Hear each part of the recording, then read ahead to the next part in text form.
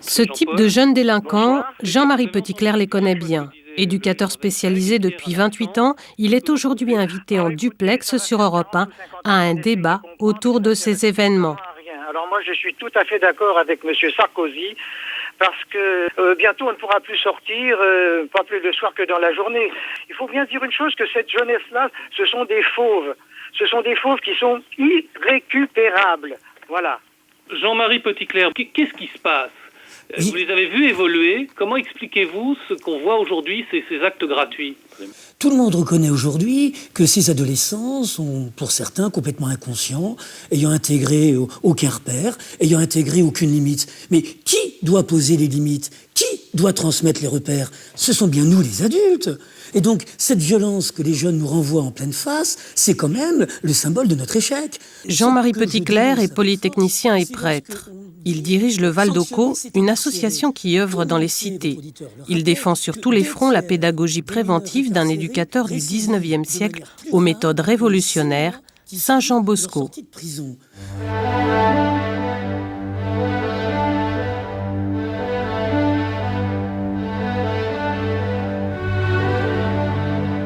Nous sommes à Turin, au milieu du 19e siècle, le début de l'industrialisation, une époque trouble. Des hordes d'enfants et de jeunes arrivent des campagnes, parfois orphelins, sans emploi et sans formation. Ils sombrent souvent dans l'alcool, la violence et la délinquance. À une époque où l'on ne parle que de répression, ce prêtre va changer leur vie. Don Bosco avait été terriblement choqué par le sort de ces adolescents en prison. Il m'arrive, pour ma part, d'aller souvent en prison, rencontrer des adolescents, et je suis aussi choqué que lui. Et sa vocation était née de cette rencontre. Il se faisait insulter, railler, car le climat était très anticlérical. On raconte qu'il s'écroule en pleurs dans les couloirs d'une prison. Et il entend la voix d'un gamin de 13 ans qui dit à son copain « Mais si ce prêtre pleure, c'est peut-être qu'il nous aime. Si notre mère nous savait ici, peut-être se serait-elle mise à pleurer. » Et au sortir de la tôle, il se dit « Mais si ces mots m'avaient pu rencontrer avant d'en arriver là, quelqu'un qui ait su être attentif à leurs problèmes, à leurs difficultés, on aurait pu éviter cette incarcération si néfaste à leur devenir. » Et voilà pourquoi, donc, il s'est lancé dans cette prévention de la délinquance. On le prend pour un fou. Considéré comme dangereux, on tente même plusieurs fois de l'assassiner. Son œuvre rayonne aujourd'hui aux quatre coins du monde. Jean Bosco voit le jour en 1815, près de Turin. Un petit village, les Béquilles, une mère aimante, une famille pauvre et éprouvée. Son père meurt alors qu'il n'a que 2 ans. Sa vocation se révèle dans un songe qui va marquer toute sa vie.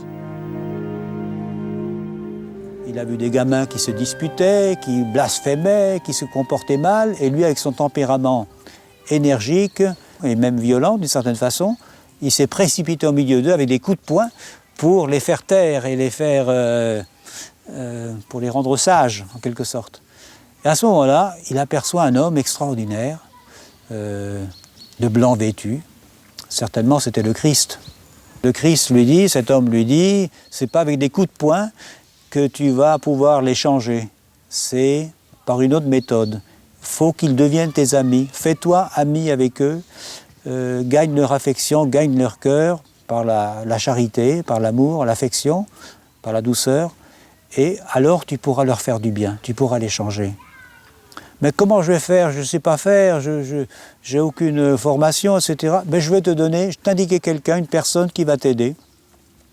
Et à ce moment-là apparaît cette dame extraordinaire, resplendissante. Voilà la conseillère, l'éducatrice, la formatrice de Jean Bosco.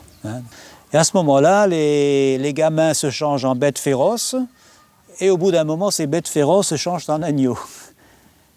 Donc c'est là qu'il voit que la méthode qui lui est indiquée, c'est la bonne, c'est celle-là qu'il faut prendre. Et c'est le premier rêve donc, de Don Bosco à l'âge de 9-10 ans, un rêve de vocation. Joyeux et généreux, Jean est déjà bien décidé à s'occuper des enfants abandonnés. À l'âge de 12 ans, il est chassé de sa maison par un demi-frère violent. Il doit alors commencer à travailler. Il avait sûrement un caractère fort et en même temps tendre. Puis une énergie, une volonté assez exceptionnelle. Donc il a survécu à bien des épreuves de santé, d'opposition, de difficultés de toutes sortes, mais en même temps un cœur sensible. Par exemple, il s'attachait à un merle, qui est devenu son ami. Quand il est mort, ce merle, il a failli perdre la vie, lui. Jean est toujours entouré d'enfants, attirés par ses histoires, ses jeux et ses chants. Une partie du temps qu'il leur consacre est déjà réservée au catéchisme. À 20 ans, il entre au séminaire. Il est ordonné prêtre 6 ans plus tard. Son lieu de mission, Turin. Le contact avec les jeunes qui errent dans les faubourgs malfamés le bouleverse. Une rencontre en particulier va marquer le point de départ de son œuvre. Il rencontre un jeune de 15-16 ans, désœuvré, qui rôde dans une église, dans une sacristie. Le sacristain, l'homme qui est là, le chasse à coups de plumeau. Lui, il se met presque en colère, il dit « Mais qu'est-ce que vous faites là? C'est mon ami !» Il ne l'avait jamais rencontré, mais a priori, un jeune, c'est un ami pour Don Bosco. Chaque fois que Jean Bosco nous raconte une première rencontre de jeunes, elles sont toujours effectuées sur le même modèle. C'est d'où es-tu? On ne peut rien comprendre au comportement de l'adolescent si on ne s'intéresse pas à son milieu. Ensuite, ton père, ta mère. C'est-à-dire, quelle est ton histoire? On ne peut rien comprendre au comportement d'adolescent si on ne le resitue pas dans une histoire. Et enfin, tu sais lire? Non. Tu sais écrire? Non. Tu sais chanter? Non. Tu sais siffler au moins? Il y a bien quelque chose que tu sais faire. Et c'est à partir du moment où Don Bosco a repéré le savoir-faire de l'enfant qu'il va être capable de dérouler son accompagnement pédagogique. Le jeune garçon revient le lendemain. Il n'est pas seul. 1 an plus tard, Jean Bosco ouvre un foyer pour les jeunes sans-abri. Il compte 15 internes en 1848. Ils sont 600 13 ans plus tard. Le Val-d'Occo est né. Il avait une emprise assez exceptionnelle sur des centaines de jeunes. Donc, et non seulement sur des centaines de jeunes, mais sur les jeunes aussi individuels, sur la personne du jeune. Parce qu'il voyait la masse, mais il voyait la personne, le jeune lui-même. Sa manière de faire, c'était aussi le petit mot à l'oreille. C'est-à-dire un mot à l'oreille de chacun. Pas uniquement un mot pour tous, mais un mot pour chacun. Orphelin, prédélinquant, enfants malheureux dans leur famille, avec l'aide de sa mère venue l'épauler, il leur offre le gîte et le couvert, les aide à acquérir une formation ou à suivre des études. Il s'occupe également de leur éducation religieuse. Considérer l'enfant dans sa globalité pour lui permettre de s'épanouir totalement. Je crois que Jean Bosco, c'était ce formidable tuteur de résilience pour les jeunes. Il avait une telle force d'un regard, en ne les enfermant jamais dans le présent, en étant capable de dire « mais je crois en toi, j'espère avec toi, je t'aime comme tu es », que le jeune était capable de rebondir. Pédagogie de Don Bosco, c'est un peu une déclinaison de la pédagogie évangélique, c'est de vivre la relation éducative dans le croire, espérer, aimer. Je crois en toi à la manière dont Christ croit en toi, j'espère avec toi à la manière dont Christ espère avec toi, je t'aime à la manière dont Christ t'aime. À l'époque, ce qui dominait surtout au temps de la Restauration, c'était le système répressif. Il fallait châtier les coupables, bien sûr. Enfin, quand tout le système éducatif est fondé sur la peur du gendarme et sur le châtiment, c'est difficile d'éduquer véritablement. Il disait, le système répressif, ça va bien pour les militaires, pour la police. C'est-à-dire, on fait connaître la loi, si tu enfreins la loi, tu es puni. Enfin, appliquer ça à des enfants, à des jeunes, c'est peut-être pas le bon système. Il a dit, donc, mon système à moi, c'est le système préventif. Donc, prévenir, expliquer, dialoguer, montrer de l'affection.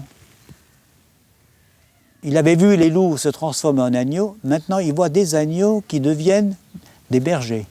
Ça veut dire que tes collaborateurs, tes successeurs, tes disciples, tu les prendras dans les agneaux, dans les jeunes que tu formes. Et de fait, Don Bosco formera les Salésiens, sa congrégation, et aussi les sœurs salésiennes, non pas avec des personnes déjà formées, avec des adultes formés, mais à partir de ces enfants, de ces jeunes. C'est à eux qu'il va suggérer la vocation de s'occuper aussi des jeunes comme il l'a fait. Fondée en 1859, la congrégation prend le nom de Salésienne, en hommage à saint François de Sales, que Jean Bosco admire pour sa douceur et sa bonté. Avant même sa mort, les premiers missionnaires sont envoyés à Nice, puis en Patagonie. Ils essaiment rapidement dans le monde entier.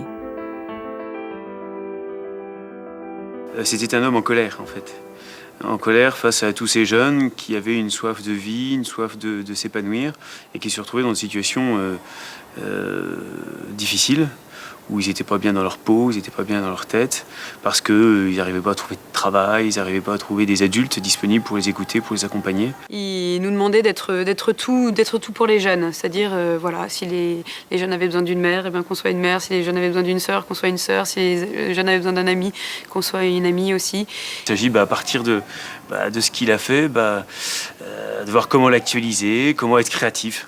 Et Jean Bosco l'a d'ailleurs très bien dit à ces religieux, puisqu'au soir de sa vie, il leur a dit vous savez, moi j'ai fait le brouillon, vous maintenant vous allez mettre les couleurs. Argenteuil, banlieue chaude près de Paris.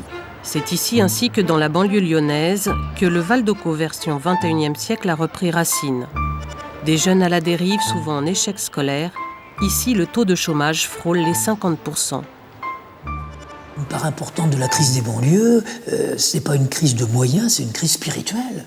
C'est quel est le sens de la vie de ce jeune de 20, 25 ans, qui est au summum de son énergie physique et sportive, et puis qui a comme seule perspective d'avenir le carré de Tours, installé dans le chômage, vécu comme les autres, comme un bon à rien, comme la racaille, sentant un regard d'exclusion. Comment effectivement construire du sens? L'amortisseur. C'est l'anniversaire de Maxime aujourd'hui. C'est vrai? Ouais. Ouais, je vois suivi, donc Maxime ne doit pas être loin. La pédagogie de Jean Bosco n'a pas changé. Bon anniversaire! Bon anniversaire Maxime! Joyeux anniversaire! Joyeux anniversaire! Il y a des jeux. Je réponds à Mélanie. Oh non, Aller à la rencontre des jeunes au cœur des cités, tout simplement pour jouer. Pour les éducateurs salésiens, la journée commence à la cave, une véritable caverne d'Ali Baba. Objectif, préparer souvent avec des bouts de ficelle ce qu'ils appellent les animations de rue. Tout se base sur la relation qu'on va réussir à établir avec eux, cette relation de confiance. C'est se dire, il y a aussi dans la rue une position des adultes qui prennent leur rôle et qui osent dire voilà, ça se fait, ça se fait pas. Et puis on montre que des adultes peuvent aussi jouer, partager les loisirs des jeunes, des enfants, s'intéresser à eux. Alors après, pour nous éducateurs, l'intérêt c'est aussi après de travailler la relation à partir de là. Donc on va discuter avec un jeune, et dans la discussion il peut nous confier ou pas, mais quelque chose qui est un petit peu dur, une difficulté à l'école, une difficulté en famille, et à partir de là peut se mettre en place aussi tout un travail d'accompagnement avec ce qu'il vit. Pas que tu dépasses. Bah si tu peux. Donc c'est quoi la morale? Qu'est-ce qu'il aurait fallu qu'ils disent à ce petit moulin? Bah la politesse. La politesse. S'il lui avait dit quoi? S'il te plaît, arrête ça. Ça alors, c'est fou, hein. Quelquefois la vie ça se joue sur pas grand-chose. À cause d'un merci, il y a du sel dans la mer.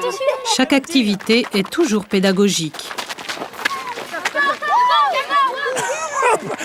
Jean-Marie Petitclerc a découvert sa vocation en lisant une bande dessinée sur la vie de Jean Bosco. Comme pour son fondateur, le jeu est au cœur de la pratique éducative. Jean Bosco compte parmi ces pédagogues qui vraiment ont réhabilité le jeu. Il y a eu beaucoup de pédagogues pour lesquels le jeu c'est une instance de récréation entre deux activités éducatives. Pour Jean Bosco, le jeu, et en particulier le jeu collectif, est une activité éducative. Et on parle souvent des 3 R, rêve, rôle, règle. Le jeu qui permet de rêver, de sortir un peu de l'univers du béton. Le jeu qui permet à chacun d'avoir un rôle, et chacun le prend en fonction de ses capacités. Et le jeu qui permet d'apprendre la règle. J'ai remis la boule où elle était? Elle était sur le poteau. Oui, elle était sur le poteau. Ça fait partie des règles du jeu. Est-ce que tu veux continuer à jouer? Non. D'accord. Tu veux pas? Non. Il n'est pas trop tard, hein? T'es encore avec les autres. Vas-y. On passe dans la porte. Voilà, c'est bien, rejoue. Au bout de quelques minutes, l'enfant accepte la règle et revient dans le jeu. Voilà. Le 2. Super champion. Oh, super champion. 3 coups. Lors de son voyage à Lyon et à Paris en 1883, Jean Bosco interpellait les foules en disant ne tardez pas à vous occuper des jeunes, sinon ils ne vont pas tarder à s'occuper de vous. Je crois qu'il y a beaucoup de pertinence dans cette parole prophétique. Et l'idée, après toutes ces turbulences qu'ont pu agiter les cités, c'était de se dire il faut intervenir tôt. Il faut être présent très tôt dans la vie de ces jeunes si on ne veut pas qu'ils nous échappent complètement. Ok, vas-y. Excellent. Là, c'est encore mieux. Valentin. Si on ne connaît pas l'histoire du jeune, on a du mal à travailler avec lui et aller plus loin. Donc ici, on crée une histoire avec lui. Donc le jour où il y a des situations plus problématiques, on a une histoire positive et on a une histoire qui lui permet de s'accrocher à quelque chose. Plusieurs fois par semaine, ici à Lyon comme à Argenteuil, le Val d'Occo propose aux enfants des temps de soutien scolaire. Éducateurs, mais aussi bénévoles, se retrouvent pour un accompagnement très personnalisé. Il rentre pour compléter la phrase. On peut, des éléments. Non, si tu redescends le 1, 1 moins 1. Moi, je mets 1 moins 1, bah 1. Ah non, 0. Donc tu mets rien. Voilà, et c'est la réponse, 2791. J'aime bien parce que ça m'aide plus à faire mes devoirs. J'ai pas de difficulté parce qu'il m'explique les mots. Il m'explique bien les mots et on fait des petits jeux. On fait des petits jeux au Val d'Occo. Moi, en tant que professeur, je considère que je suis là pour aider les gens et j'aime bien faire redémarrer ou accompagner des jeunes. Et j'aime bien cette pédagogie de la confiance, cette pédagogie, cette façon différente d'aborder les choses. Comme Sylvie, les laïcs sont de plus en plus nombreux à rejoindre les Salésiens pour prendre soin des jeunes en difficulté. C'est le cas de Danielle. Elle aussi est enseignante. Ce jour marque pour elle une étape importante. Elle devient officiellement salésienne coopératrice. Pour moi, m'engager en tant que salésienne coopératrice, c'est choisir de suivre le Christ, mais à la manière de Don Bosco, c'est-à-dire avec joie, confiance, dynamisme, générosité, et puis avec une certaine fantaisie, voire même un petit brin de folie. Don Bosco, pour moi, c'est un personnage qui était extrêmement en avance sur le regard qu'il portait sur les jeunes. Avant, les jeunes, on s'en souciait pas, et puis les jeunes qui avaient des difficultés, encore moins. Et là, vraiment, il y a un regard de confiance, d'amour, et puis surtout de travail avec les jeunes. Voilà. C'est pas l'éducateur ou l'enseignant qui est au-dessus et le jeune qui est en bas. C'est vraiment à côté, et ça, c'est génial. C'est l'histoire de Jonathan, un jeune du Val d'Occo, qui était en vacances à Port-à-Mousson. Nous sommes à 150 km de Paris. Les enfants de Lyon et d'Argenteuil se retrouvent pendant les vacances scolaires. Objectif, comme Jean Bosco en son temps, les faire sortir de la cité. Les dernières minutes passées dans son duvet bleu. 10, 9... Certains des enfants qui sont venus à ce séjour sont des enfants qui déjà ont été accueillis à l'association parce que en difficulté scolaire, de comportement en classe, de violence. D'autres sont plus en difficulté familiale et les parents expriment déjà avec ces préados la difficulté à gérer leur comportement, leurs troubles au quotidien. Alors je vous conseille de bien observer les arbres. Parce que tout à l'heure je vais te demander d'en reconnaître. Ah, les arbres, les yeux bandés. Je tourne. Et tu vas toucher cet arbre. C'est un environnement qu'ils ne connaissent pas. Donc tous leurs repères de la cité où ils sont les plus forts en foot ou en provocation verbale, là ils ne peuvent pas avoir de provocation verbale parce que il y a quand même, il y a des animateurs et des éducateurs qui sont là. Et puis le monde de la forêt, il n'y a pas de meilleur au foot. Donc à la forêt ils sont tous au même niveau. Voilà, donc ça change les leaderships entre eux. Après ils rentrent avec d'autres valeurs au niveau de la cité. Ces camps, c'est une super occasion pour nous de nouer des relations positives, d'apprendre à les connaître aussi dans le quotidien, en partageant les repas, les crises, les moments de joie. C'est aussi pour nous une façon d'apprendre à gérer les conflits et la violence dans le concret des situations. Donc de repérer là où est-ce que l'enfant a du mal à lui-même gérer sa violence, puis de lui offrir un étayage, un soutien, en partageant des jeux, en montrant qu'on sait les rejoindre dans ce qui les intéresse. Je crois que les enfants se rendent compte en fait que ces éducateurs, peut-être qu'en fait c'est des éducateurs sur lesquels on peut s'appuyer pour avancer, quoi. C'est pas seulement notre travail à nous de petit homme éducateur, mais c'est aussi celui de Dieu, quoi, dont on est un moyen, un instrument peut-être, un ouvrier. On pourrait relire Dieu qui passe dans nos vies et dans notre travail éducatif à travers des moments où des jeunes se relèvent, où on sent la parole, la vie qui reprend le dessus sur des attitudes de destruction, sur des comportements suicidaires, où des jeunes reprennent goût à la vie. Et d'autres moments où aussi on sent que sous notre regard s'éveille une espérance, un désir de se remettre en route, de reprendre un projet de formation. Et je crois que Dieu passe à ce moment-là.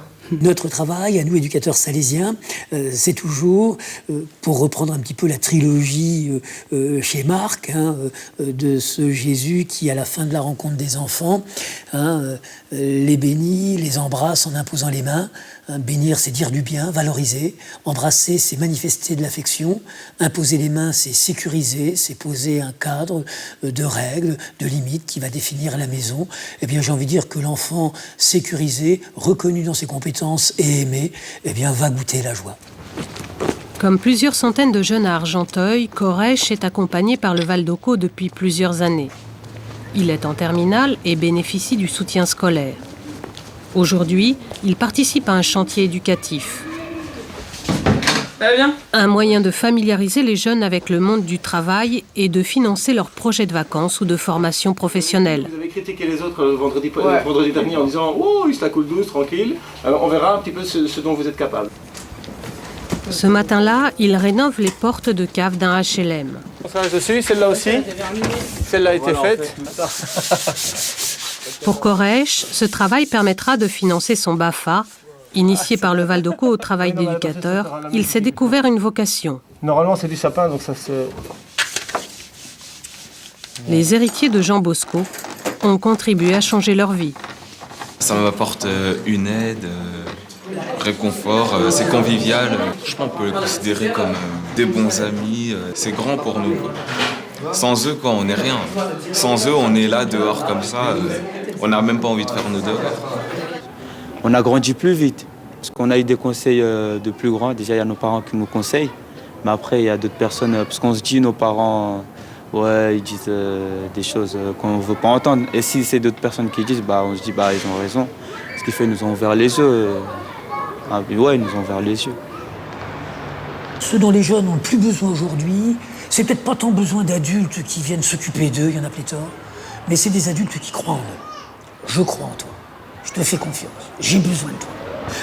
L'idée de Don Bosco est de se dire, mais occupez-vous, préoccupez-vous de donner une place à chaque jeune dans la société, aidez-le à se projeter dans un avenir, et vous verrez, il sera alors capable d'investir sa place, il sera heureux de se sentir utile, il construira du sens à sa vie, et il apportera sa contribution à la société, plutôt que de devenir un poids, il deviendra une chance. À Turin, le Val d'Occo occupe aujourd'hui presque tout un quartier. C'est ici que le saint a fondé son œuvre. Devant la basilique de Marie Auxiliatrice, Daniel et les Salésiennes coopératrices d'Argenteuil sont en pèlerinage.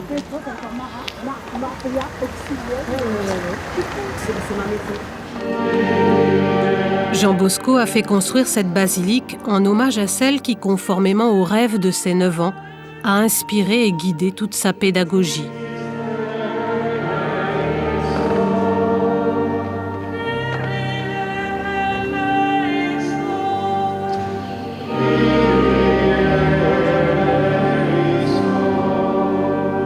Pour les pèlerins, c'est un retour aux sources afin de s'imprégner davantage de l'esprit de leur fondateur.